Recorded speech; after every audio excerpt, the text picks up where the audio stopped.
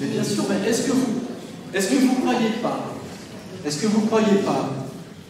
tout à l'heure j'employais le mot de société malade, est-ce que vous ne croyez pas que notre société est malade de l'obsession du travail?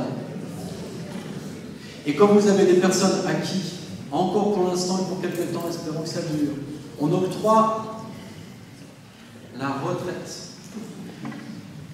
et ces gens qui avaient des personnes qui ont été travaillées par l'idéologie du travail, bien sûr, c'est un traumatisme pour elles, parce que d'un coup, elles découvrent que les muscles disparaissent, que la faculté de concentration disparaît, et elles ont toujours été définies, elles ont toujours à se construire par rapport à des normes qui sont les normes du travail.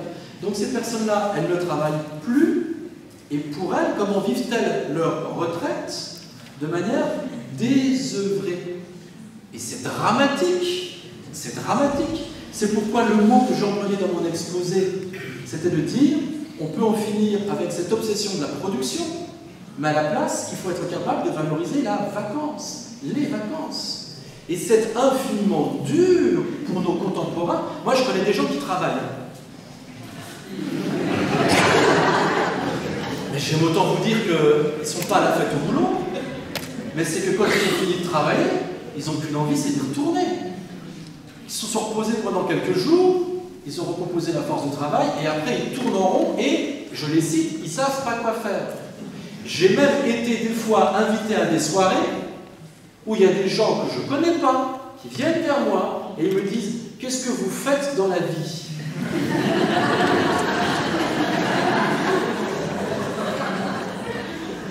Et je m'applique à ne rien faire. Je fais tout pour que ma vie soit de très longues vacances, avec beaucoup de temps consacré à rien, à de la rêverie, à du saut, à de la gambade, pas de projet, de la volupté. Je prends un livre, j'en prends un autre. Des fois, je fais rien. Et je ne le regrette pas à la fin de la journée. C'est terrible. C'est terrible. Et la proposition aussi sur laquelle j'essaie de vous emmener, d'où vient qu'on ait tellement de mal à comprendre qu'il y ait des vieux qui ne soient pas productifs?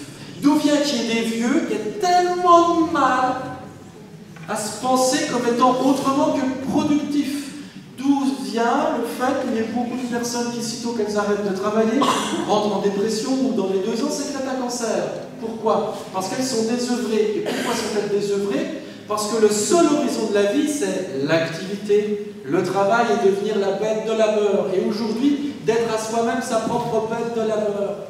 Tout ce que j'essaie de vous énoncer, je vais le dire encore autrement, on arrivera à repenser le rapport avec les vieux. Je ne dis pas les seniors actifs, je ne dis pas ceux qui transmettent, je dis on arrivera à rétablir le rapport avec les vieux quand nous autres, dans notre société, dans notre civilisation, on en finira avec l'adoration du Dieu travail. Et quand nous-mêmes, avec nous-mêmes, on consentira enfin à poser les outils et à s'autoriser la gambade, le saut et les vacances. Commencez à vous autoriser les vacances intérieures et alors vous aurez un rapport serein avec le vieux qui a été sorti de la sphère de la production et qui se sent désiré.